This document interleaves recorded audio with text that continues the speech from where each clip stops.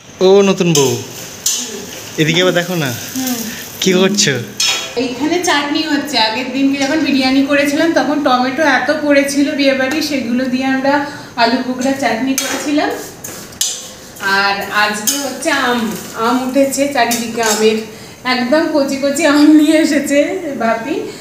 তো সেটা দিয়ে আমি চাটনি করবো বলে এখানেও রাখবো, কিছুটা আবার আমরা কলকাতায়ও নিয়ে যাব, কারণ অনেকটা হয়ে গেছে।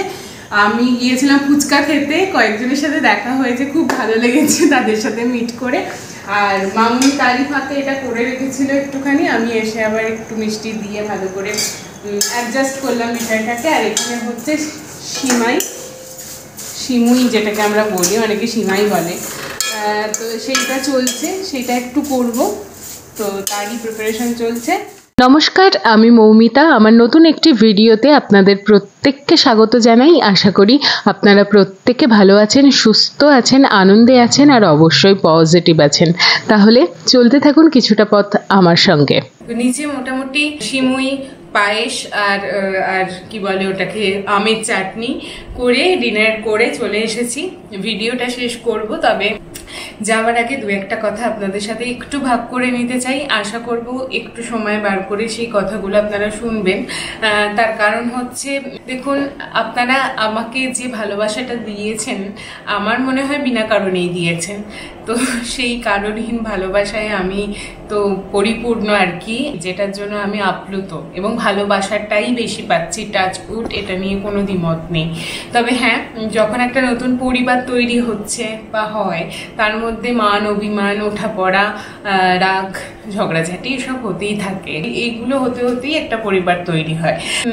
আমার বাবা আমাকে ছোটবেলায় একটা কথা শিখিয়েছিল, সেটা হচ্ছে যখন বেশ একটু বড় হচ্ছি, সামাজিক নানান জোয়ার ভাটায় মন বেশ উঠছে নামছে, সেই পরিস্থিতিতে আমার বাবা বলেছিলেন যে জীবনটাকে এমনভাবে যাপন করবে, এমন লাইফস্টাইল আসলে লিড করো যেটা তুমি ভবিষ্যৎ পর্যন্ত সেটাকে মেনটেন করতে পারো, যাতে কোনো অসুবিধা না হয়, সেটা নিজের ক্ষেত্রেও এবং নিজে যেভাবে এগোবে সেই এগোনোর পথটাও যেন সেরকমই হয়। কারণ তুমি একটা সাধারণ মধ্যবিত্ত পরিবারের মেয়ে এবং আমি একটা সাধারণ মানে ব্যবসায়ী। ব্যবসায়িক পরিবার থেকে যখন তুমি বিলং করছো, তার ওঠা পড়া তো আছে একটা ব্যবসায়িক জীবনের, সেইটা যাতে কোনোদিন কোনো জীবনযাপনে প্রভাব ফেলতে না পারে, তাই এমনভাবে জীবনকে যাপন করো। তো এই কথাটা না আমি এখানে পুরো বসিয়ে নিয়েছিলাম, আর যত বড় হয়েছি সেটাকে মেনে চলারও চেষ্টা করেছি। যারা বলছেন প্রতিদিন ব্লগ দেওয়ার কথা, তাদের ক্ষেত্র ধরে প্রথম আমি শুরু করছি, ইতিবাচক দিকটা দিয়েই শুরু করছি, পরে আমি অন্য দিকটায় যাচ্ছি। দেখুন, আমি যখন ব্লগিং করবো এই সিদ্ধান্তটা নিই, চ্যানেলটা আমার বহু পুরাতন, 2016, যারা জানেন তারা জানেন অবশ্যই। তো ব্লগিং আমি ঘুরতে যেতাম বিভিন্নভাবে, সেটা নিয়ে করতাম। প্রতিদিনের জীবনযাপনটা আমি এতটা তুলে ধরার পক্ষপাতী নই। আর একটা জিনিস বাবা শিখিয়েছিলেন, সেটা হচ্ছে পরীক্ষায় আমি একবার মাঝে মাঝে আসতাম, ছোটবেলায় বলতাম জানো আমি 2টো কোয়েশ্চেনে আনসার দিতে পারিনি। তো মা বেশ বকাবকি করলেও বাবা বলতেন যে যতগুলো দিয়েছিস ঠিক দিয়েছিস তো? আমি বলতাম হ্যাঁ।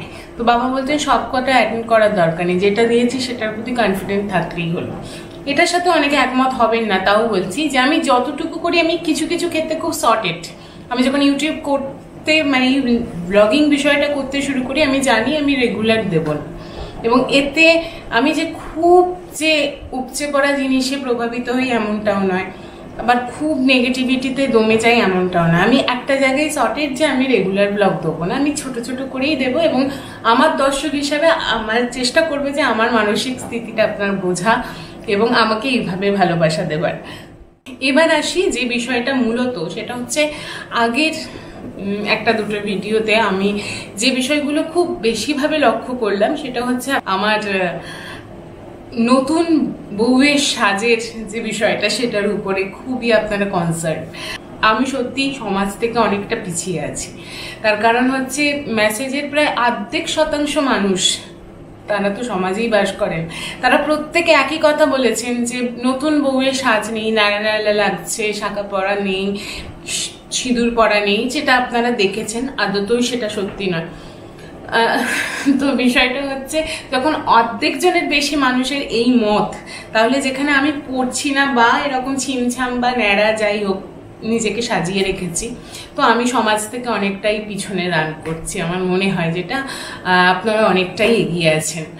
আপনারা যে ভিডিওটা দেখে বলেছেন এখনো হয়তো দূর থেকে দেখবেন আমার মাথায় সিঁদুর নেই, হতেও পারে। আমি একটু এইভাবে করে দেখাই, আমার সিঁথিতে সিঁদুর আছে, আমি এই পর্যন্ত টানি না বা পুরোটা টানি না। আমি খুবই ছোট্ট আপনাদের কাছে বা অভিজ্ঞতার কাছে, তাও বলবো অনেকটা বোরিং হবে, তাও আমি ছোট করে বলছি। কারণ প্রথমত আমি খুব একটা সাজতে, খুব একটা কিছু হ্যাপো গয়নাগাটি পেয়েছি মানে পরে সারাক্ষণ বসে থাকবো এমনটা একেবারেই নই।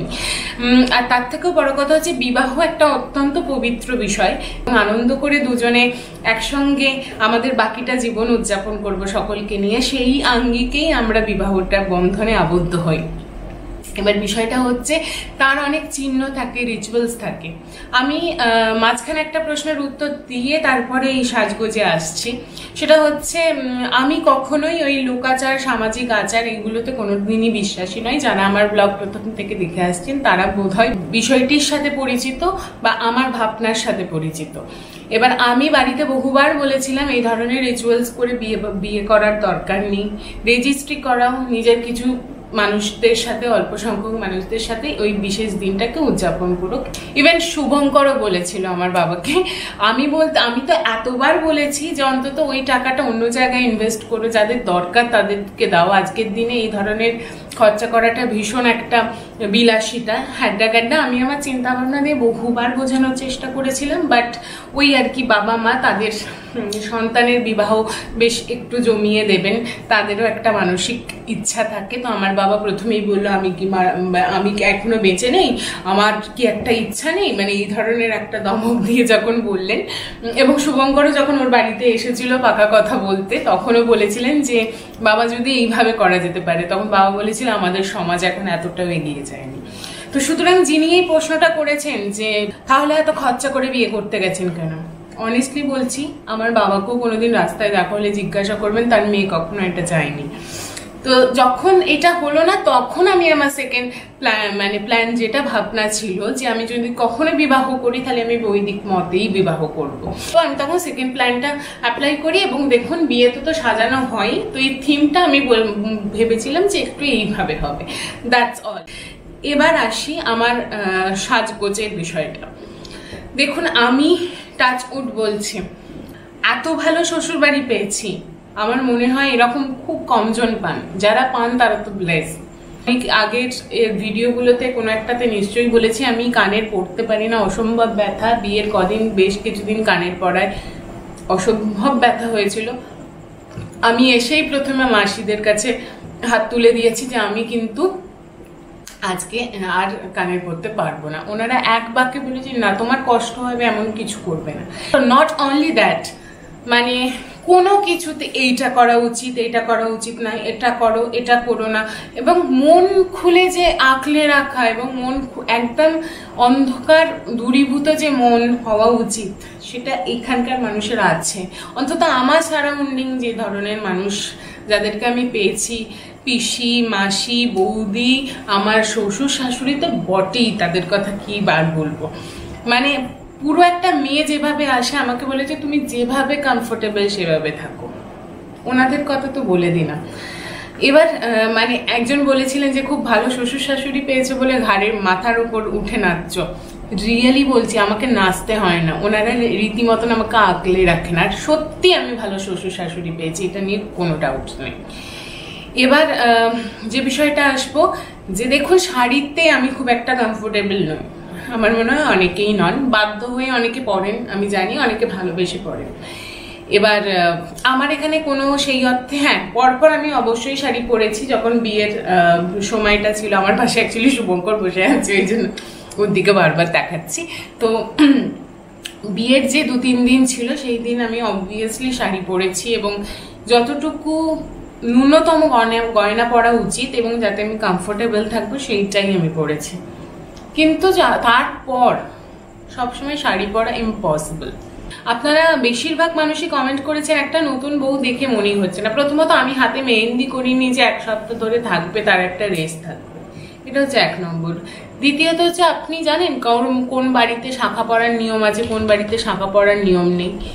নিশ্চয়ই আপনাদের জানার কথা নয়, বা অনেকের জানা উচিত যে সব বাড়িতে শাঁখাটা অ্যালাউ নয়। আমার বাড়িতেও শাঁখাটা অ্যালাউ নয়, তাই আমি পড়িনি।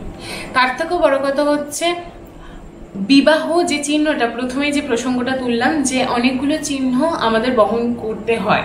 অনেকে বাধ্যতামূলকভাবে করেন, যেটা শ্বশুর বাড়িতে অনেকের ক্ষেত্রে হয় 1 বছর পরে থাকতেই হবে, খুললে হবে না। তারা অনেককে আমি দেখেছি বাইরে গিয়ে খুলে ফেলে, ভেতরে গিয়ে পড়ে। তো বিষয়টা হচ্ছে এইটা আমি করতে চাইনি। সেকেন্ড পয়েন্ট হচ্ছে অনেকেই বলেছে নতুন বউ, তার একটা সাজগোজ, একটু চওড়া সিঁদুর, একটু শাঁখা পরা, গাভর্তি গয়না শাড়ি এসব পরে থাকবে, নতুন দেখাবে, পরে না হয় একটু খুলে টুলে ফেলো, বা সোকল্ড আজকের দিনের মডার্ন মেয়েরা যেরকম পরে সেরকম পরো। কেন? আমার প্রশ্নটা হচ্ছে এখানে। আপনি যাকে ভালোবেসে বিয়ে করছেন তার চিহ্নটা যতটুকু আপনি বহন করতে পারবেন সেটা প্রথম থেকে বহন করবেন। এটা আমার মত। আমি যেটা বহন করছি, আমি জানি সিঁথিতে সিঁদুর পরে, তাই আমি সিঁথিতেই পড়েছি। এবার আমি চুলটা কোনোভাবে, হয়তো যেদিন আমার গিফট র্যাপার ছিল, সেদিনকে তো আরো বেশি সিঁদুর ছিল, তার কারণ ওদের সিঁদুর পরিয়েছি, তারা প্রত্যেকে সিঁদুর পরিয়েছিলেন। এনিওয়েজ, আমার ক্যামেরা 4K নয়, HD নয়, তাই হয়তো জিনিসটা হাইলাইট করিনি। আর আমি হাইলাইট করার জন্য পড়িও নি। রাদার আমি নিজে জানি, আমি যে মানুষটাকে ভালোবাসি তার জন্য আমি কি করব, কতটুকু করব সেটা আমি জানি। বা চুলটা কোনোভাবে এরকম ছিল। এবার খুব স্বাভাবিক, আমি যদি সিঁথিতে সিঁদুর পরি সেটা লোক দেখতে পারবে না, চুলটা যখন এরকম থাকবে। খুব স্বাভাবিক বিষয় এটা। আর আপনারা তো বাহ্যিক আড়ম্বরটাকে একটু বেশি প্রায়োরিটি দেন, আমি সেটা একদম দিই না, প্রথম থেকেই দিই না একদম। কারণ এই যে পলাটা আর নোয়াটা পরে আছি, সিঁদুরটা 4 তারিখের পর থেকে একটা মানুষও আমাকে মনে করিয়ে দেয়নি যে সিঁথিতে সিঁদুর দিতে হবে আর নোয়াটা সারাক্ষণ পরে থাকতে হবে আর হাতে কিছু একটা পরে থাকতে হবে। এটা 4 তারিখের পর থেকে কেউ আমাকে মনে করিয়ে দেয়নি। আমি কিন্তু নিজে পড়েছি, মনে করে এবং ভালোবেসে, সেই হৃদয় দিয়ে পড়েছি।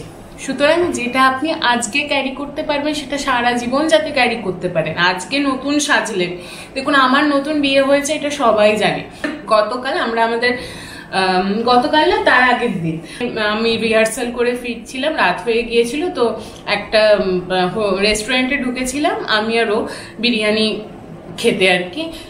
তো একটি ছোট্ট বাচ্চা মেয়ে হঠাৎ করে এসে বলছে congratulations to both of you, এরকম খুব সুন্দর করে। তো সুতরাং আমরা যে নতুন বিবাহিত বা নতুন জীবন শুরু করেছি, এটা আমার মনে হয় আপামর সবাই জানে। চওড়া করে সিঁদুর শাঁখা পরা পরে একদম সেজে গুজে না থাকলেও সবাই জানে। এবার আমি যেটা করি, আবারও বলছি, প্রথম থেকেই সেটা করি যেটা আমি মেনটেন করতে পারবো। এই যে বাবার কথাটা, এই যেটা আমি পড়ে আছি, আমি জানি আজীবন আমি মেনটেন করবো। এবার শাঁখার প্রসঙ্গে একটা ছোট্ট ঘটনা বলি। আমাদের বাড়িতে শাঁখা পরার নিয়মটা নেই। এবার বিষয়টা হচ্ছে আমার মাও যেটা যদি কখনো পরে সেটা হচ্ছে প্লাস্টিকের শাঁখা। এবার আমি বলেছিলাম বিয়ে করব, শাঁখা পরবো না। আমার বিবাহের যে জিনিস আমি কিনেছি, বেসিক্যালি বেশিরভাগটাই আমি আর শুভঙ্কর ওর বাড়ির থেকে আমরা সবাই শপিং করেছিলাম। বিয়ের প্রথম কেনাকাটি তোমার হয়তো মনে থাকবে, আমরা প্রথম এই শাঁখার পলাটাই কিনেছিলাম। এবার আমার দিদির যখন বিয়ে হয়, মানে অর্পিতার যখন বিয়ে হয়, আমাদের একটা নোয়ার পাত পরানো হয়। হয়তো অনেকেই জানেন, আমি পাত শব্দটা হয়তো ভুল বলছি, তো সেটা পরানো হয়। ওর বেলা সেইটাও ভুলে যাওয়া হয়েছিল। তো তাতে কি এসে গিয়েছিল, দুটো মানুষ কত সুন্দর করে জীবনকে উদযাপন করছেন, তাদের মতন করে নিজেদের স্বপ্ন পূরণ করছেন। তো এগুলো তো লোকাচার, এগুলো হচ্ছে সামাজিক আচার। আপনার যদি মনে হয় আপনি সেটা ভালোবেসে করবেন, কিন্তু যিনি করছেন না, এটা উচিত এটা উচিত নয়, সেটা বোধহয় আপনার বলার দায়বদ্ধতা নয়। কারণ প্রত্যেকেই প্রত্যেকের ভালোটা বোঝে, আর এইসবের সঙ্গে সম্পর্কের আদান প্রদানে বোধহয় কিছু হয় না। আমি অনেককেই দেখেছি এরকম অনেক সুন্দর করে বৈবাহিক চিহ্ন বহন করে নিয়ে যাচ্ছে, কিন্তু ভিতরে তাদের প্রচুর অশান্তি, প্রচুর মারপিট। যাই হোক, সেই বিতর্কে যাচ্ছি না। আমার মনে হয় আপনারা অনেক জানেন, আমার থেকে অনেক বেশি জানেন। আমি আমার ছোট্ট জীবনে যতটুকু জানি, যেটুকু করবে প্রথম থেকে সেটা বজায় রাখার চেষ্টা করো। এখন একদম সুন্দর করে সমস্ত কিছু করলাম, শেষে গিয়ে সব খুলে ফেললাম, আমি এটাতে একদম বিশ্বাসী নই। আর আমি কখনো হয়তো দেখবেন আমি এরকম করে আছি, সিঁদুর দেখতে পাচ্ছেন না, আমার জন্য অন্তত ভেবে রাখবেন, আমার স্মৃতিতে সিঁদুরটা থাকবে, সারা জীবন থাকবে, কারণ এটা আমি ভালোবেসে গ্রহণ করেছি। যেতে যেতে একটাই কথা বলবো, দেখুন একটা নতুন কনে কিভাবে সাজবেন, কিভাবে নিজেকে প্রেজেন্ট করবেন, কিভাবে থাকলে নিজে ভালো থাকবে, সেইটুকু ভাবার অধিকার অন্তত তার আছে। অন্তত একটা নতুন কোণে কিভাবে সাজবে সেটা সূর্য পূর্ব দিকে ওঠার মতন ধ্রুব সত্যি ঘটনা নয় যে এটা ঘটতেই হবে। তো সুতরাং সেইটুকু স্বাধীনতা তার নিশ্চয়ই আছে। তার কারণ আপনারা যেমন আপনাদের বিশ্বাসে খুব অনড়, আমি আমার বিশ্বাসে খুব অনড়। তবে যেটা দেখে আপনারা ভুল কমেন্টটা করেছেন সেইটার ক্ল্যারিফিকেশনটা দেওয়াটা আমার নৈতিক কর্তব্য ছিল, কারণ আমি এতটাও প্রফেশনাল হয়ে যাইনি, এতটা কৃত্রিম হয়ে যায়নি যে এই কথাগুলো আমাকে প্রভাব ফেলেনি। আমি আমার বক্তব্যটা আপনাদের সামনে তুলে ধরলাম। এরপর আপনারা আবারও জানি ওপেন প্ল্যাটফর্ম, নিশ্চয়ই আপনাদের মতেই আপনারা দৃঢ় থাকবেন, সেটাই থাকুন। নিজের বিশ্বাসের উপর আস্থা রাখাটা ভীষণ জরুরি। আমিও তেমনি আমার বিশ্বাসের উপরেই দৃঢ় আস্থা রাখি। আপনাদের কাছে এবং আপনি ঠিক, আমার কাছেও তেমনি আমিই ঠিক। তার কারণ হচ্ছে আপনারা যেমন এত মানে আক্রমণাত্মক একটা মনোভাব নিয়ে কমেন্ট করেছেন বেশ কিছুজন, আমার শিক্ষা এটা নয়। আমি বলবো আপনারা আপনাদের বিশ্বাসে একদম ঠিক, সেটা যদি আপনারা মন থেকে পবিত্র মনে করেন একদম, তাতে আমার সাধুবাদ। আর আমি যেটা করছি আমি জানি আমি কতটা মন থেকে করছি, সেটাও আমি যথেষ্ট আমার জায়গার থেকে দৃঢ়। প্রথমত বিষয়টা এত ছোট আমি কিছু দেখতে পাচ্ছি না, অন্ধকার লাগছে, ঘোরাই এবার লাইট লাগছে। বিষয়টা তো আমি পাশে বসে অনেকক্ষণ ধরে শুনছিলাম, অনেকটাই কিছু মানে নতুন করে বললে আমার মাথায় ঢুকছে, ওপর দিয়ে চলে যাচ্ছে। আমি কাজ করছিলাম। তবে যারা আমাদের চ্যানেলে সাবস্ক্রাইবার করে আমাদেরকে ভালোবাসছেন বা আমাদের পাশে থাকছেন, তাদের কাছে সত্যিই আমরা অনেক কৃতজ্ঞ। এটুকুই বলার আছে। আমি অত বকতে পারবো না, কারণ আমি অত সুন্দর করে বলতে বা গুছিয়ে বলতে পারি না। আমি আমার কথাটা বলেছি, ওর কথা বলেছে। আর আমার কথা হচ্ছে যে একটাই, যে এ যেভাবে আছে আমাদের সাথে বা আমার সাথে এই 14টা দিন, এতে আমি খুব হ্যাপি এবং এর সাথে যেন আরো 14,000 বছর থাকতে পারি। তুমি একটা কথা বলো, আমি যে পোশাকটা পরে আছি এটা কি খুব অশালীন, মানে খুবই চোখে লাগার মতন এরকম কিছু? আমি তো লিংক দিয়ে দেবো। আমি বলছি এগুলো আমি ওকে কিনে দিয়েছি, এত সুন্দর কোয়ালিটি এবং এত কমফোর্টেবল। আগেও কিনে রেখেছিল যে আমি যেহেতু আপনার ওই নাইট বা ওইটাকে কি বলে ওইটা, ওগুলো আমি খুব একটা পরি না, আমি এগুলো সবই পরি আর কি, তো ওই জন্য কিনে রেখেছিল 4-5টা।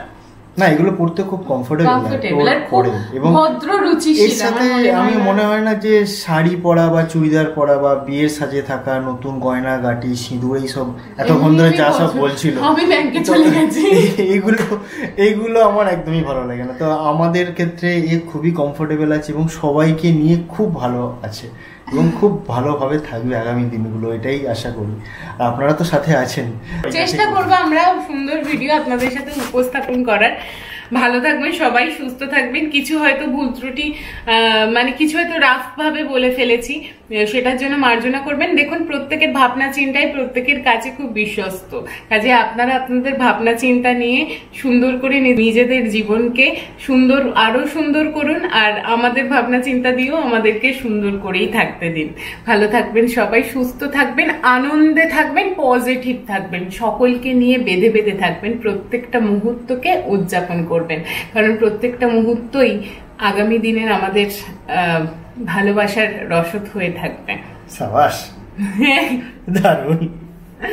আমাদের এইগুলো, কারণ মুহূর্তগুলোই আমাদের স্মৃতিচারণে সারা জীবন উজ্জ্বল হয়ে থাকবে, ভালো মুহূর্তগুলো। আর আজকে বাঁচুন, বর্তমানে বাঁচুন, কারণ প্রতিটা আগামীকাল আছে না। Tata, good night.